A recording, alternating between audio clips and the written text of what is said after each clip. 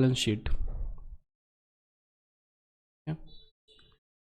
It is possible to make calculations of the net gain of ATP for every glucose molecule oxidized, but in reality this can remain only a theoretical exercise. ठीक है, तो हर एक glucose molecule जो oxidise होता है कितना ATP produce करता है, ठीक है, ये पॉसिबल है उसका कैलकुलेशन करना, लेकिन रियलिटी में जो है ये थोड़ा सा थियोरेटिकल हो जाता है. कैसे थियोरेटिकल हो जाता है? क्योंकि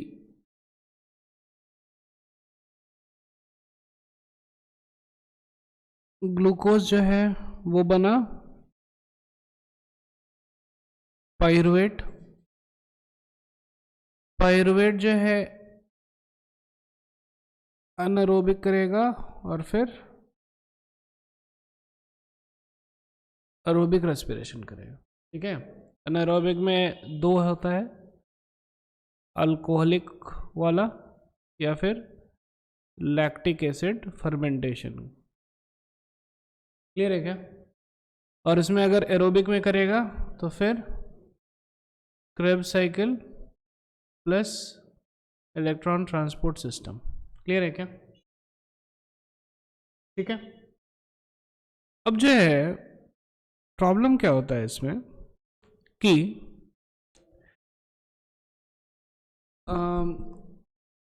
जब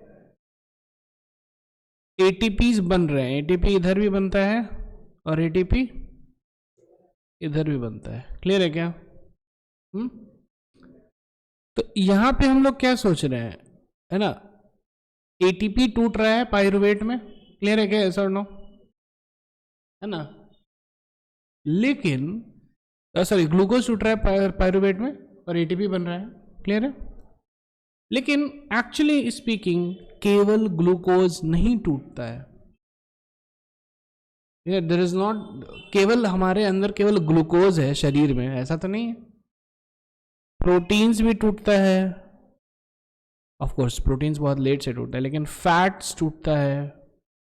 ठीक है, और इवन हमारे शरीर के अंदर एनारोबिक रेस्पिरेशन भी होता है. जब सेल्स जो हैं स्ट्रेस में हो जाते हैं तो एनारोबिक रेस्पिरेशन भी होता है. ठीक है, और प्रोटीन्स भी टूटेगा, फैट्स भी टूटेगा, और इसके कारण भी ATP प्रोड्यूस होगा. तो जो है थियोरेटिकली स्पीकिंग ग्लूकोज से पायरुवेट बनता है, क्रेब्स साइकिल, ETS, ये सब का थियोरेटिकली स्पीकिंग हमको पता है यहाँ पे कितना ATP होगा, यहाँ पे कितना ATP होगा. ठीक है, लेकिन टोटल ATP जो प्रोड्यूस हो रहा है उसमें ये भी भाग लेगा, ये भी भाग लेगा, अलग अलग चीजें भाग लेंगी. ठीक है ना? तो थियोरेटिकली हम लोग बता सकते हैं, दैट्स ओके, लेकिन प्रैक्टिकली कितना ATP निकलता है वो बताना मुश्किल है, because that's not the only reaction which is occurring inside the cell. Clear है क्या? There are different chemical reactions happening inside the cell. ठीक है, प्रैक्टिकली स्पीकिंग. ठीक है, उसके बाद फिर दूसरा चीज क्या है, अब ATP प्रोड्यूस हुआ, लेकिन वो ATP तब तक प्रोड्यूस होते ही यूज हो गया है. सेल के अंदर ही बहुत सारे एक्टिविटीज होते हैं, वो यूज हो गया. तो एग्जैक्टली बताना कि ATP जो है प्रैक्टिकली गिनना कितना ATP बन रहा है, अच्छा खासा बहुत ही डिफिकल्ट प्रोसेस है. क्लियर है क्या? लेकिन थ्योरेटिकली, हाँ, थ्योरेटिकली तो केमिकल रिएक्शन सिंपल सा है. ठीक है, इनफैक्ट थ्योरेटिकली अगर देखा जाए ध्यान से, ठीक है, थ्योरेटिकली अगर देखा जाए ध्यान से, तो ये हो गया रिवर, ऐसे बनाना है ब्रिज. ठीक है, इधर 2 पाया देंगे, इधर भी 2 पाया देंगे, बीच में 2 पाया देंगे. ज़्यादा से ज़्यादा 5 मिनट लगा ड्राइंग बनाने में, लेकिन एक्चुअल ब्रिज बनाने में, ठीक है, उसमें भी गारंटी नहीं है ना. तो थ्योरेटिकली स्पीकिंग केमिकल रिएक्शंस बहुत सिंपल, एक केमिकल रिएक्शन, एक केमिकल इक्वेशन हमको दिखता है ना, and we calculate the ins and outs of the chemical reaction. लेकिन प्रैक्टिकली स्पीकिंग क्योंकि बहुत चीज़ें इन्वॉल्व होती हैं सेल के अंदर, it's a highly complex thing, ठीक है। तो पहले क्या था, पहले साइंटिस्ट लोग जो है यही सोचते थे कि वी हैव क्रैक्ड इट, है ना, हम लोग को सब कुछ समझ में आ गया है। क्यों? क्योंकि भैया हमको समझ में आ गया है कि the fundamental unit of life is cell, और सेल जो है क्या है ना, सिंपल सा सेल है। उसके बाद जब धीरे धीरे डिस्कवरी स्टार्ट हुआ तो पता चला भैया सेल के अंदर भी एक अलग ही ब्रह्मांड है, ठीक है। 3.3 इंटू 10^10 है ना, बेस पेयर्स केवल डीएनए में है भैया, न्यूक्लियस के अंदर, ठीक है। तो anyway the point is very clear here कि it is possible to make calculations the net gain of ATP for every glucose molecule oxidised, but in reality this can remain only a theoretical exercise. तो NCERT की जो lines है ना, एक एक lines actually बहुत ही कीमती हैं, और एक एक लाइन जो है बहुत सोच समझ के उन्होंने लिखा है। ओके, आगे बढ़ते। These calculations can be made only on certain assumptions that क्या है, there is a sequential orderly pathway functioning with one substrate forming the next, and with glycolysis TCA cycle and the ETS pathway following one after another। ठीक है, तो क्या क्या calculations हैं? That can be made only on certain assumption। तो certain assumption है, कुछ कुछ assumption है। क्या assumption है? assumption है भैया कि orderly pathway जो है वो follow कर रहा है। What's the orderly pathway? The orderly pathway is glycolysis हुआ, उसके बाद फिर Krebs cycle हुआ, है ना, वगैरह वगैरह। तो ये सब चीज़ जो है एक ऑर्डर में हो रहा है। ऐसा नहीं कि ग्लाइकोलाइसिस होकर के थोड़ा देर स्टॉप हो गया है, जो कि हो सकता है, ठीक है। क्योंकि जो बाद का प्रोसेस है, खास करके इलेक्ट्रॉन ट्रांसपोर्ट सिस्टम जो ये प्रोसेस है, that is dependent upon the availability of oxygen. अब जो है पायरुवेट बनने में आपको ऑक्सीजन का जरूरत है नहीं, लेकिन पायरुवेट से आगे रिएक्शन को ड्राइव करने के लिए we require oxygen.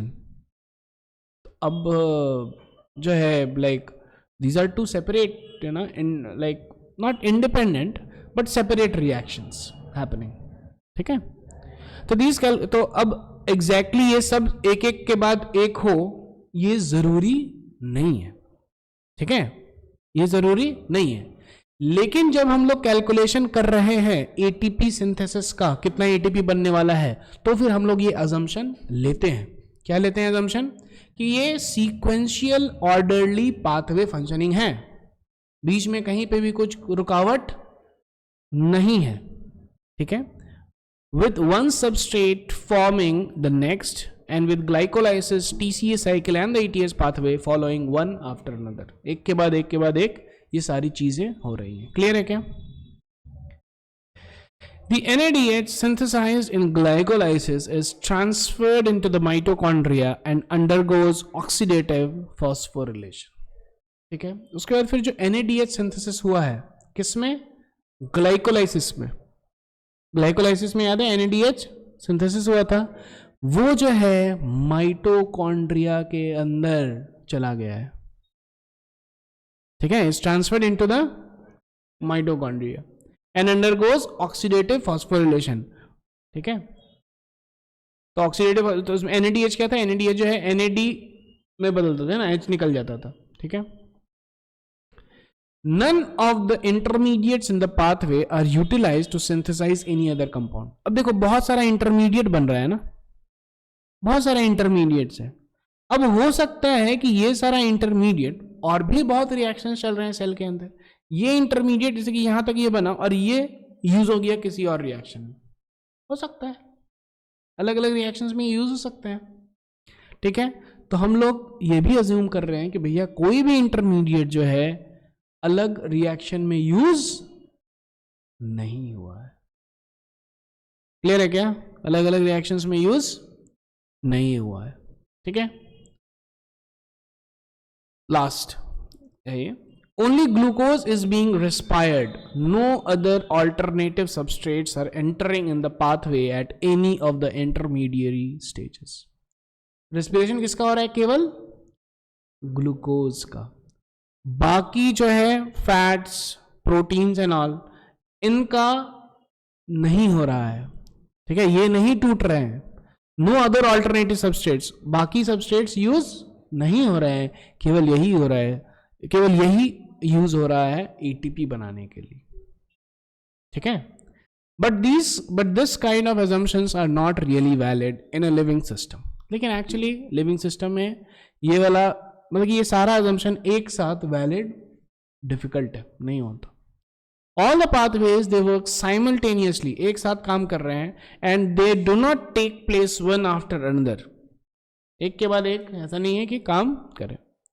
Substrates enter the pathway and are withdrawn from it as and when necessary.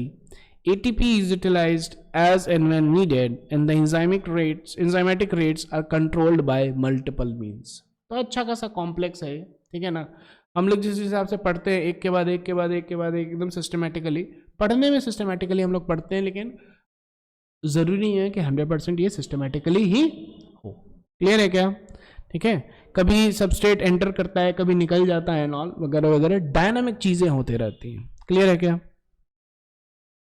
Yet, it is useful to do this exercise to appreciate the beauty and efficiency of the living system in extraction and storing energy. लेकिन ये exercise करने से we will actually understand कि कितना जबरदस्त system भगवान ने बनाया है, ठीक है। और किसके अंदर भैया? ये तो प्लांट सेल के अंदर समझ रहे हैं। प्लांट सेल के अंदर जो है जबरदस्त मैकेनिज्म है और जबरदस्त फैक्ट्री बनाया है ना, छोटू सा फैक्ट्री। इनफैक्ट अगर देखा जाए ध्यान से, जितना ज़्यादा छोटा फैक्ट्री होता है ना, उतना ज़्यादा कॉस्ट होता है और उतना ज़्यादा उसका प्राइस हाई होता है। जैसे कि फॉर एग्जांपल अब दीवाल घड़ी है, दीवाल घड़ी आप जाओ कितना 200, 250, 300 में मिल जाएगा, ठीक है। वही छोटा घड़ी अब जाओ, इट्स मोर कॉस्टली। तो बोले कि अरे भैया कैसे, उसमें तो ज़्यादा मटेरियल यूज हुआ है, ज़्यादा ये नहीं। यहाँ पे फाइन ट्यूनिंग बहुत ही इम्पॉर्टेंट, ठीक है। फिर तो जैसे जैसे एक्चुअली जैसे जैसे डिस्कवरी ज़्यादा बढ़ता है, जैसे कि फॉर एग्जांपल पहले जो कंप्यूटर था, it was the size of a room. उसके बाद फिर डेस्कटॉप आया, अभी लैपटॉप है, और अभी तो ऐसे छोटे छोटे मोबाइल्स आ रहे हैं जो कि कंप्यूटर है ना, फेल है उसके सामने, ठीक है। तो जैसे ही टेक्नोलॉजी बढ़ता है, जैसे ही इंटेलिजेंस बढ़ता है आदमी लोगों का, क्या होता है, थिंग्स है ना, बड़ा चीज आप छोटे में कर दो, दैट इज कंसिडर्ड इंटेलिजेंस, है कि नहीं। हमको याद है आईआईटी में एक बार कैन यू इमेजिन, है ना, केवल जो है केबीज का फाइल था, ठीक है। केबीज मतलब कि हमको लगता है कि है ना, जैसे कि कोई भी प्रोग्रामिंग होता है ना, प्रोग्रामिंग वगैरह, तो बहुत ही छोटा प्रोग्राम था, लेकिन इतना एफिशिएंट प्रोग्राम था, और उसमें पासवर्ड दिया हुआ था, और वो programme was sold for like lakhs of rupees, मतलब कि एक जगह।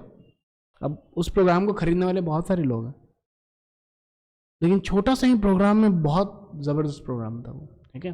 द पॉइंट इज कि the beauty and efficiency of this living system in extracting and storing energy, ठीक है, जितना छोटा से छोटा हो, ठीक है। तो यहाँ एक वर्स है संस्कृत में, इन वन ऑफ द उपनिषद, जिसमें बोलते हैं अनोर अनियान महतो मयान, मतलब कि है ना, the beauty of God's creation can be seen in large objects also, है ना, प्लैनेट्स वगैरह को है ना हवा में फ्लोट कर दिए, and even in small objects also, है ना, सेल में, दोनों जगह यू कैन सी। चलिए आगे बढ़। Hence there can be a net gain of 38 ATP molecules during aerobic respiration of one molecule of glucose, ठीक है। एक मॉलिक्यूल ग्लूकोज में कितना, 38 ATP जो है रिलीज होता है, ठीक है। यहां पे देखिए ये इसका लेखा जोखा दिया हुआ है, ठीक है। ग्लाइकोलाइसिस में 2 नेट एटीपी यूज होगा, मतलब कि सिंथेसिस होगा, और बाकी जो है क्रेब्स और ये सब मिला करके 36। क्लियर है? Now let us compare the fermentation and aerobic respiration. ठीक है, अब ये याद रख लीजिएगा, नेट गेन ऑफ 38 एटीपी, और उसमें कितना था ग्लाइकोलाइसिस में? केवल 2। और अगर ध्यान से देखिए तो एनएरोबिक रेस्पिरेशन जो है भैया केवल ग्लाइकोलाइसिस तक ही होता है, तो उसमें केवल 2 ही हुआ एटीपी रिलीज। तो बहुत डिफरेंस हो गया ना एरोबिक रेस्पिरेशन और अनएरोबिक रेस्पिरेशन में। कहाँ 2 एटीपी और कहाँ पे 38 एटीपी, बहुत ही ज्यादा difference. Now let us compare fermentation and aerobic respiration. तो fermentation क्या है? It accounts for only a partial breakdown of glucose. Fermentation में पायरुवेट बनता था, ठीक है ना, पायरुवेट मतलब कि ऑफ कोर्स एथेनॉल और लैक्टिक एसिड बनता था, जो कि जो है it's more than 1 carbon compound, ठीक है। और लेकिन हमारे एरोबिक में कार्बन डाइऑक्साइड बना, केवल एक ही कार्बन, तो सारा वो जो बॉन्ड से सारा टूट गया ग्लूकोज का, लेकिन इसमें सारा नहीं टूटा है। So therefore it's mentioned as partial breakdown of glucose, whereas in aerobic respiration it is completely degraded to carbon dioxide and water. ठीक है, तो यहाँ पे दिखा है ग्रुप ऑफ केमिकल रिएक्शन में to convert into carbon dioxide ethanol, ठीक है, और इसमें जो है भैया केवल कार्बन डाइऑक्साइड पूरा टूट जाता है। In fermentation there is a net gain of only 2 molecules of ATP, केवल 2 मॉलिक्यूल एटीपी ही गेन होता है, लेकिन इसमें क्या है, इसमें कितना होता है 38। क्लियर है क्या? NADH is oxidized to NAD+ rather slowly in fermentation. However, the reaction is very vigorous in case of aerobic respiration. ठीक है, क्लियर है क्या? Next topic amphibolic pathway. तो ये था रेस्पिरेटरी बैलेंस शीट। अब हम लोग पढ़ेंगे एम्फीबॉलिक पाथवे। क्या है ये एम्फीबॉलिक पाथवे? ठीक है, एम्फीबॉलिक पाथवे का मतलब क्या होता है ये समझना है। ठीक है, glucose is the favoured substrate for respiration. ठीक है, तो रेस्पिरेशन जो है भैया किससे क्या चीज टूटेगा? ग्लूकोज टूटेगा।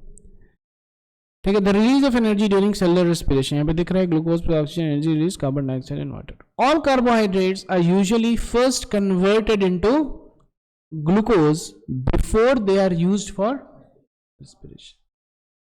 ठीक है, other substrates can also be respired as has been mentioned earlier, but then they do not enter the respiratory pathway at the first step. और भी अलग अलग जो सबस्ट्रेट्स हैं वो भी जो है उनसे भी रेस्पिरेशन हो सकता है, उनसे भी एटीपी प्रोड्यूस हो सकता है, लेकिन वो जो है do not enter the respiratory pathway at the first step. First step क्या था? ग्लाइकोलाइसिस था, याद है? तो वहां पे वो एंटर नहीं है कि सीधा यहां पे एंटर करेगा। ठीक है, तो अब कौन कौन से सबस्ट्रेट्स हैं दिख रहे हैं? फैट्स हैं, कार्बोहाइड्रेट्स है और प्रोटीन है।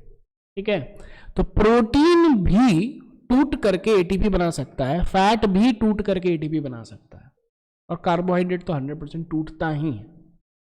ठीक है, तो ये जो वे है एटीपी बनाने का, क्या है वे? है ना, हम लोग जो अभी तक पढ़े हैं, कार्बोहाइड्रेट था, ये ग्लाइकोलाइसिस किया, ग्लाइकोलाइसिस में भी 10 स्टेप्स हैं, 10 स्टेप्स ग्लाइकोलाइसिस के यहाँ पे।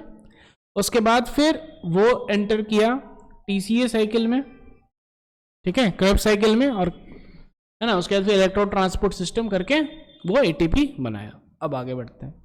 सी figure 14.6 to see the points of entry of different substrates in the respiratory pathway.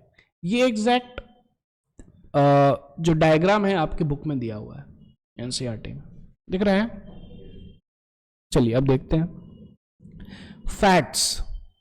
Fats कैसे एंटर करता है। ठीक है, तो इसीलिए जो है लाइक अब जैसे कि हम लोग खाते हैं ना, खाना खाते हैं, कार्बोहाइड्रेट्स वगैरह खाए, ठीक है ना, और हमारे अंदर जो है फैट्स बन चुका है।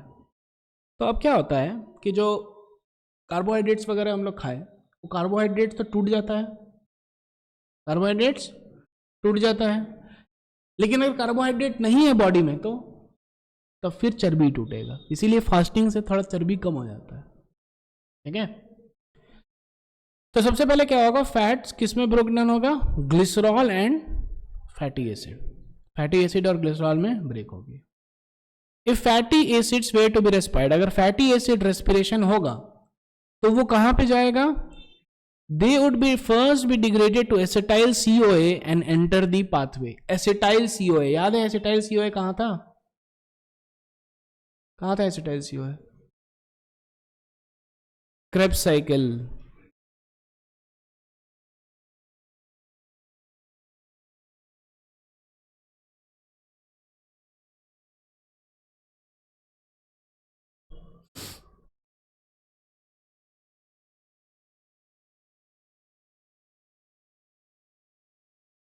ये दिख रहा है? हाँ, एसिटाइल CoA। क्लियर है क्या? यस और नो?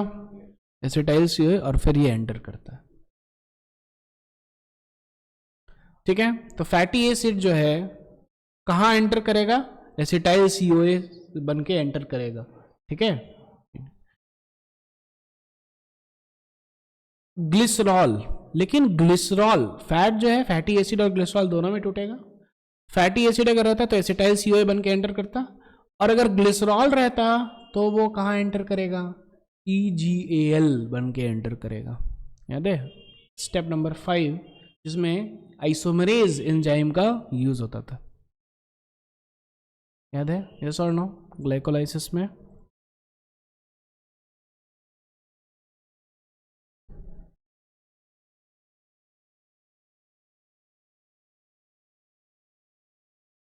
ये वाला स्टेप क्लियर है क्या?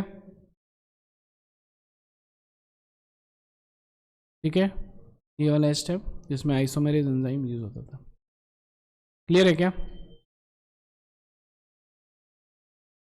ठीक है, PgAl क्लियर है, खत्म। ठीक है,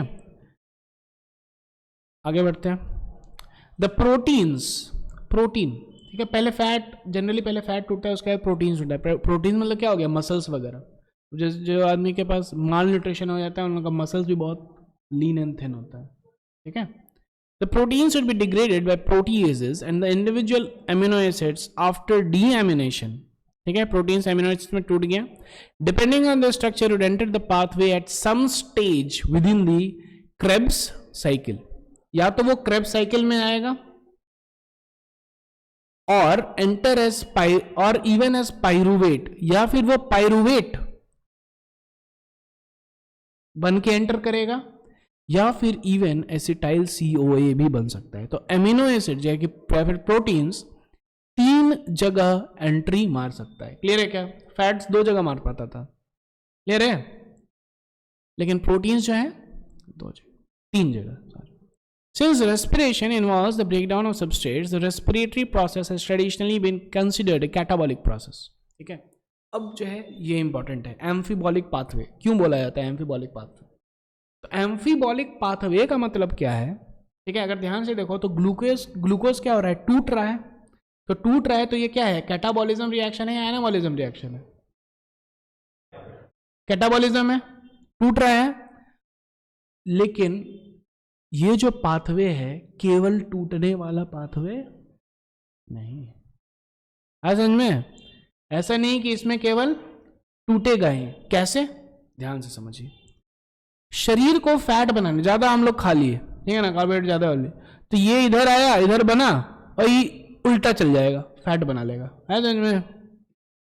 जनरली क्या होता है, ये ऐसे टूटा इधर, ये भी ऐसे टूटा, ये भी ऐसे टूटा, ठीक है, लेकिन मानिए कि शरीर में अच्छा खासा है, ग्लूकोज वगैरह अच्छा खासा है, एक्सेस हो गया। क्लियर है क्या? कोई भी चीज एक्सेस हो गया, एक्सेस न्यूट्रिशन है, तो क्या होगा? इधर तो आया लेकिन अब इधर चल जाएगा, ये फैट बना लिया। है समझ में? तो ये same pathway is used for synthesis also. Synthesis भी हो रहा है ना भैया फैट्स का। क्लियर है क्या? सेम पाथवे से जो है कैटाबॉलिज्म भी हो रहा है, और सेम पाथवे से हम लोग एनाबॉलिज्म भी कर रहे हैं। दैट्स व्हाई इट इज, है ना, बोथ। एम्फीबॉलिक का मतलब क्या होता है? सेम पाथवे से आप दोनों चीज हो रहा है, कैटाबॉलिज्म भी और एनाबॉलिज्म। क्लियर है क्या, समझ में आ रहा है एम्फिबॉलिक पाथवे का मतलब। तो सिंस रेस्पिरेशन, तो इसीलिए क्या है, देखिए NCERT is like quite beautiful. Since respiration involves break down of substrates, substrates का ब्रेक डाउन हो रहा है, the respiratory process has traditionally been considered a catabolic. Traditionally मतलब क्या है भैया, पहले के जमाने में, ठीक है ना, पुराने ख्याल के लोग। तो ऑब्वियसली क्या है कि जैसे जैसे साइंस आगे बढ़ रहा है वैसे वैसे हम लोग को चीज़ें और ज़्यादा पता चल रही है, ठीक है। तो ट्रेडिशनली जो है इसको हम लोग सोचते थे क्या है भैया, कैटाबॉलिक ही, क्योंकि टूट रहा है, ग्लूकोज तो मेरा टूटा भैया। And the respiratory pathway as catabolic pathway, ये ट्रेडिशनली हम लोग सोचते थे। But is this understanding correct, ये अंडरस्टैंडिंग करेक्ट है क्या? We have discussed above at which points in the respiratory pathway different substrates would enter if they were to respire. पढ़े हम लोग, फैट जो है 2 जगह एंटर करता था, प्रोटीन जो है 3 जगह एंटर करता था। प्रोटीन इधर इधर इधर तीनों जगह एंटर कर सकता है, ठीक है। और फैट जो है भैया इधर या फिर इधर, क्लियर है, 2 जगह एंट्री पॉइंट है। What is important to recognise it, ठीक है। अब ये बहुत अच्छा है, ये बहुत जरूरी है समझना, is that it is these very compounds that would be withdrawn from the respiratory pathway for the synthesis of the seed substrates, है ना। मतलब क्या है, दीज वेरी कंपाउंड्स, कौन सा वेरी कंपाउंड्स, ये यहां पे जैसे कि यहां पे एंटर कर रहा था ये इससे, या फिर एसिटाइल CoA से एंटर कर रहा था, फैट का हम लोग बात कर रहे हैं, ठीक है। तो यहां से एंटर कर रहा था, लेकिन अगर हमको इसका सिंथेसिस करना है तो ये देखिए, ये इधर बना इधर बना इधर बना और इधर से ही ये निकल लेगा, आगे कुछ होगा ही नहीं, आया समझ में। ये सब कुछ होने वाला नहीं है, ये इधर से ही ये निकल करके फैट बना लिया। यू गेटिंग यस और नो, हाँ, ठीक है। दैट वुड बी विथड्रॉन, तो यहां से ये विथड्रॉ हो गया ना फ्रॉम द रेस्पिरेटरी पाथवे। ये था हमारा रेस्पिरेटरी पाथवे, ये यहां से यहां से यहां से यहां था, ये था ना रेस्पिरेटरी पाथवे। इस रेस्पिरेटरी पाथवे के बीच से ही हम लोग निकाल लिए इसको फॉर द सिंथेसिस, सिंथेसिस को बनाने के लिए of the said substrates, said substrates, ये कथित तथा कथित सबस्ट्रेट्स को बनाने के लिए यहीं से हम लोग बीच से ही निकाल लिए। क्लियर है क्या, यस और नो, कोई दिक्कत नहीं है, कोई टेंशन नहीं। Hence, fatty acids would be broken down to acetyl CoA. Fatty acid जो है ये एसिटाइल CoA में ब्रेक हुआ before entering the respiratory pathway, ठीक है। ये ऐसे ऐसे आया, ये इधर से ये ऐसे आया, एसिटाइल CoA बना और इधर से ये फिर इसमें एंटर किया। क्लियर है क्या, good. But when the organism needs to synthesise fatty acid, लेकिन जब फैटी एसिड का इसको सिंथेसिस करना है, acetyl CoA would be withdrawn from the respiratory pathway. इधर से बना, ये सब बना, सब बना, सब बना, यहां तक एकदम अच्छे से आया, है ना। ग्लूकोज को लग रहा था कि भैया हमको तो रेस्पिरेशन के लिए यूज करने वाले हैं, लेकिन ना, इधर से इसको इधर बना करके फैट बना लिया। आया समझ में, सुनना क्लियर है क्या, कोई दिक्कत? एसिटाइल CoA के बाद जैसे ये फैटी एसिड और ग्लिसरॉल टूट करके एसिटाइल CoA बनता है ना, वैसे ही एसिटाइल CoA भी कन्वर्ट हो सकता है ना फैट में, यस और नो, क्लियर है क्या, हो जाएगा कन्वर्ट, कोई दिक्कत नहीं है, कोई टेंशन। समझ में आ रहा है कि नहीं आ रहा है, ठीक है। जैसे कि फॉर एग्जांपल, है ना, ये समझो, हम लोग जो खाते हैं, हम लोग जब खाना खाए, है ना, फूड हम लोग लिए, फूड में क्या होता है, प्रोटीन्स होता है। हमारे स्टमक में क्या होगा, डाइजेशन होगा। वैसे डाइजेशन अब्जॉर्प्शन तो अभी है नहीं हम लोग के सिलेबस में, लेकिन पढ़े हैं आप लोग, थोड़ा बहुत पहले पढ़े। प्रोटीन जो है टूटेगा किस में, एमिनो एसिड में टूटेगा, ठीक है। कहाँ पे टूटेगा, 2 जगह टूटता है, स्टमक में टूटेगा और स्मॉल इंटेस्टाइन में टूटता है, ठीक है। और उसके बाद फिर जो विलाई है वो एब्जॉर्ब कर लेगा एमिनो एसिड को, क्योंकि विलाई जो है छोटा छोटा ही मॉलिक्यूल्स एब्जॉर्ब कर पाता है, ठीक है, हो गया। अब ये एमिनो एसिड जो है कहाँ पे चला गया, हमारे ब्लड में आ गया। अब ये एमिनो एसिड जो है क्या बनेगा, मसल में, मसल बनेगा, प्रोटीन्स बनेगा। तो ये एमिनो एसिड अब फिर से जुट करके प्रोटीन बनता है, ठीक है ना। तो एमिनो एसिड किससे बना? प्रोटीन से बना, और अगर एमिनो एसिड है तो फिर से आप प्रोटीन बना सकते हैं। वैसे ही एसिटाइल सीओए किससे बना? इसको टूट के बना। वैसे ही एसिटाइल सीओए से आप ये भी बना सकते हैं। क्लियर है क्या? आ समझ में? कोई दिक्कत नहीं है, कोई tension. Hence, the respiratory pathway comes into the picture both during breakdown, breakdown के समय भी आएगा और synthesis के समय आएगा। breakdown of fatty acids and the synthesis of breakdown के समय तो आया ही, यह है respiratory pathway, और synthesis के समय भी ये it comes into picture। clear है क्या? Similarly, during breakdown and synthesis of protein 2, respiratory intermediates form the link. Protein के समय भी same story. Breaking down processes within the living organism is catabolism and synthesis is anabolism, जो कि आप लोग जन अंदर से पढ़ रहे हैं, ठीक है। लेकिन यहाँ पे important चीज क्या है? Because the respiratory pathway is involved in both anabolism and catabolism, it would hence be better to consider the respiratory pathway as both. और बोथ का एक वर्ड जो है वो क्या है? Amphibolic pathway rather than as a catabolic one. Clear है क्या? यस और नो? ठीक है, आगे बढ़ते हैं। Respiratory question.